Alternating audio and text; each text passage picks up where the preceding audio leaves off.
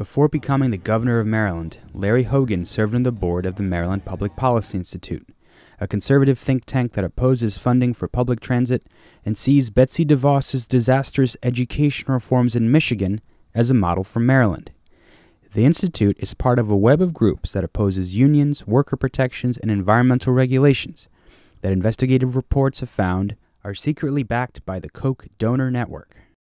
So I asked Hogan, who's doing well in the polls in a state Democrats outnumber Republicans 2-1, if it's fair for him to call himself a moderate when he has ties to a group that pushes an extreme agenda, some of which he supports. I know you build yourself as a moderate, you've distanced yourself from Donald Trump, but you're also a member of the Maryland Public Policy Institute, which is part of the State Policy Network, which is funded by the Koch brothers. Do you think you're really... I'm not a member of it. I used to be on the board years ago, and the Koch brothers had absolutely nothing to do with it. So the real news is president. You're president. It's not true. You're president. Yeah, I don't know anything about the Koch brothers being associated with that. But I know about your group, though. Okay. You can hear me begin to say President Emeritus, but he's actually Director Emeritus of the Maryland Public Policy Institute, which has been called the policy arm of the Hogan administration. Hogan called my question fake news, but here's what we do know. The Institute wouldn't tell us who their donors are, but according to tax records obtained by Conservative Transparency, their leading donors through 2014, which covers the period Hogan served on their board, is Donors Capital Fund, which has been called the dark money ATM of the conservative movement. Another major funder is State Policy Network, who, according to a report by the Center for Media and Democracy, is funded by the Koch donor network. On top of that, an adjunct staffer at the Institute, Wendell Cox, is the former legislative director of ALEC, the American Legislative Exchange Council, another arm of the Koch network, which pushes corporate-friendly and anti-worker model legislation in state houses across the country.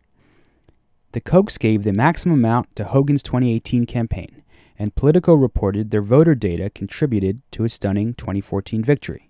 Liberals have their wealthy donors too. George Soros gave the maximum allowed donation to Hogan's opponent, but investigative journalists like Jane Mayer have chronicled the outsized influence the Kochs and their allies have on U.S. politics. And while Hogan decried my question as fake news, he hasn't opposed deceptively edited Republican Governor Association ads targeting his opponent, Ben Jealous. Go ahead, call me a socialist. If you keep playing the tape, Jealous was actually saying he's not a socialist. Go ahead, call me a socialist. It doesn't change the fact I'm a venture capitalist. Some have questioned why Jealous is so defensive about being called a socialist in the first place. Not to put too fine a point on it, but do you identify with the term socialist? Are you fucking kidding me? Is that a fine enough point?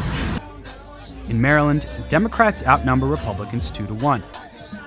And according to a new Gallup poll, a majority of Democrats nationally have a more positive view of socialism and a negative view of capitalism.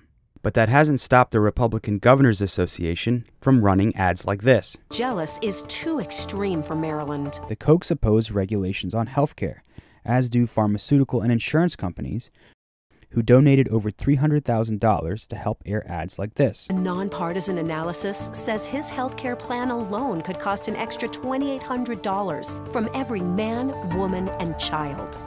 They don't mention this would cut what the average Maryland resident spends on health care by half.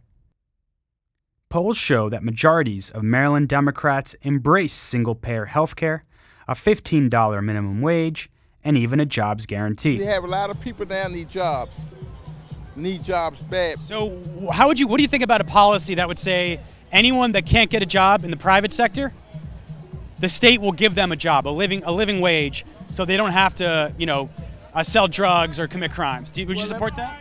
I support that because you need. So Ben Jealous supports that. Many analysts predict a blue wave against Republicans, sparked by Donald Trump's presidency, which Hogan predicts he can harness. Good news is that I know how to surf, and 68% of all the Democrats in Maryland support my candidacy, and so if there's a wave of Democrats coming out, they're going to be voting for me. While Hogan touts his support among Democrats, the vast majority of elected Democrats have endorsed Jealous, and critics say Hogan's policies are more similar to those backed by Trump and the Kochs than he'd like to admit.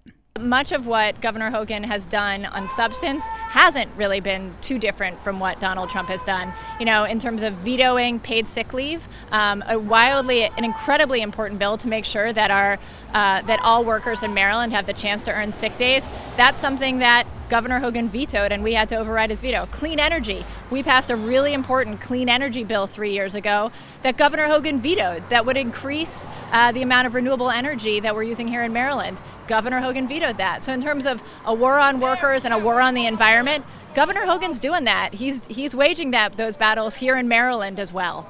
And while Jealous's platform is more akin to FDR's New Deal, Hogan's governorship has included some cuts to those same institutions. When you are taking an absolute hammer to our transportation system and crushing what was a $3 billion investment in high-speed east-west transit, that's not being a moderate. And while the media is focused on a recent high-profile spat between the Kochs and Trump, they continue to work together to reduce taxes for the wealthy and gut environmental regulations. And while there aren't direct links between Hogan and the Kochs, he supports some of the policies that are at the heart of their agenda and of Donald Trump's. It remains to be seen what impact that will have in the deeply blue state in November, where the Republican governor remains deeply popular.